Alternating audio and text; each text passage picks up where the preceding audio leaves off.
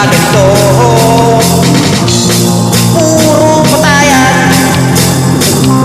puno ng kaguluhan. Bayang Pilipinas, parang dahon na lalagas.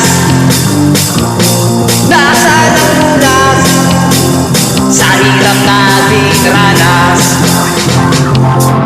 Paano na lang ang mga kabataan, ang mga paslit na ngayon lang isilang ang ating bayan,